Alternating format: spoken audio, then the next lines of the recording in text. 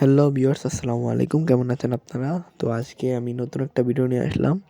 তো সেই ভিডিওটি হলো যে ডিম পাড়া হাঁসকে কী খাবার দেওয়া যায়।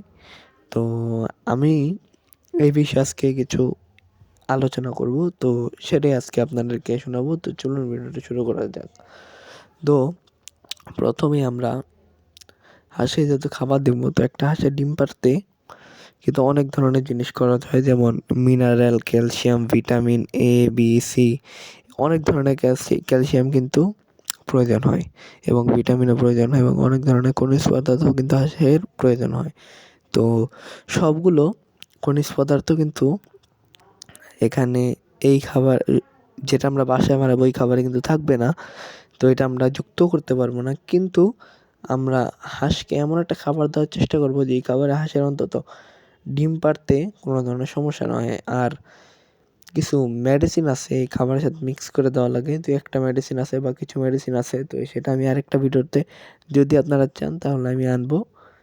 তো আজকে আমি আলোচনা করব খাবার নিয়ে। তো এখানে দেখতে পারতেছেন আমাদের হাঁসগুলা কিন্তু খাবার খাইতেছে। এটা হলো আপনার ধানের কুড়া, ভুসি, তারপরে ফিড আর এইগুলা মিশ্রিত আর ভাতের মাড় মিশ্রিত যে খাবার, সেই খাবারটা আমরা হাঁসকে দিয়েছি। তো আজকে তার একটাই কারণ যে আমরা যেই খাবার আজকে বলবো সেই খাবারটা আমাদের বাসায় ছিল না। তো আজকে যেহেতু ভিডিও করব, তো তাই আর কি এই ক্লিপগুলো দিয়েই আপনাদের ভিডিওটা আর কি করছি।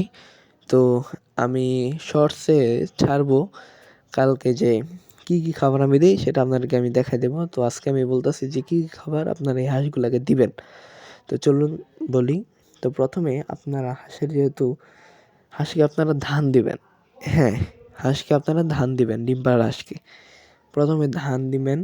তো ধানে কিন্তু মাশাআল্লাহ আপনার যে চালের কুড়াটা, মানে কুড়াটা যে বের হয় ধানের খোলস থেকে, সেই কুড়াটাও আছে এবং ভাত যে বের হয় চাল, ওই চালটাও কিন্তু আছে। তো ধান দিবেন কোনটা? যেটা মনে করেন ধান, চিটা কমলা যে ধানটা, এটা কিন্তু পাওয়া যায়। বরিশালের এক ধরনের ধান আছে। তো সেই ধানটা আপনারা বাজারে একটু খোঁজ করলে পেয়ে যাবেন এবং হাঁসে যদি অতিরিক্ত বেশি পালন করেন তাহলে বস্তা ভরে আনতে পারেন যে ধানটা। তো ধানটা আনবেন। তারপরে আপনারা নিবেন গম। ১ কেজি ধানের জন্য ১ পা গম, ১ পোয়া গম। যেমন ৪ কাপ, যদি একটা কাপের ৪ কাপ যদি আপনি ধান নেন, তো তার ১ কাপ দিতে হবে আপনাকে গম। এটাই নিয়ম। তো এটা দিবেন। তার সাথে দিবেন আপনারা তার হাফ কাপ দিবেন। হাফ কাপ কি হাফ কাপের একটু কম দিবেন ফিট। ফিটটা হলো আপনার কি ফিট দিবেন? যে ফিট দিন একটু কম দেন, বেশি দেন, হাফ কাপের কম দেন কি একটু বেশি দেন। কিন্তু ফিটটা দিতে হবে একদম, মনে করেন ভালো কোম্পানির একটা ফিড দেওয়ার চেষ্টা করবেন। তাহলে হবে কি হাঁসগুলা তাড়াতাড়ি ডিমে আসবে এবং ডিম বাচ্চা করার জন্য হাঁসকে অনেক কী বলে এটাকে অনেক ভালো হবে আর কি হাঁসের জন্য ডিম পাড়া। তো এই খাবারগুলো দেবেন। কী কী বললাম? তো আপনারা লিখে রাখবেন ধান, গম, ফিড।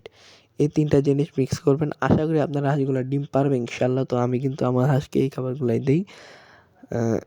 এই যে আমার চীনা হাঁসটা, এটা কিন্তু মনে করেন প্রথমে বলছিল না, মানে বড় হইতেছিল না। তারপর আমি এই খাবারটা দেওয়ার পরেই কিন্তু আস্তে আস্তে মাশাআল্লাহ বলতেছে। তো আজকে আমি যে বলতে পারেন ভাই কুড়া দিতেছেন না কেন? তো এটা তো বললামই যে কুড়া দিতেছি কারণ আমাদের এই খাবারটা আনা হয়নি আজকে বাজারের কিছু কারণে। বাজার সব দোকান বন্ধ। তখন বাসায় কুড়া ছিল জন্য, যেটা তুষ, তো ওইটাই ছিল, কিছু করার নেই। তারপর মনে করলাম ভুসি আছে, তো এই খাবারটা দিই। তো কালকে ডিম নাও পাইতে পারি, কারণ এই কুড়ায় মনে করেন কোনো ধরনের খামার করে লাভ নাই, বা বাসায় আমি যেহেতু হাঁস পালন করেও কোনো লাভ নাই। তো আমি যে খাবারটা বলছি এটা দিবেন। আর সামনের ভিডিওতে আমি আনবো আপনাদের যে ওষুধের কোর্স, এই খাওয়ার সাথে কী কী ওষুধ দিলে আপনার তাড়াতাড়ি হাঁসের ডিম পাড়তে হবে সেইটা। তো সবাই আমার হাঁসগুলোর জন্য দোয়া করবেন। সবাইকে জানাই আসসালামু আলাইকুম।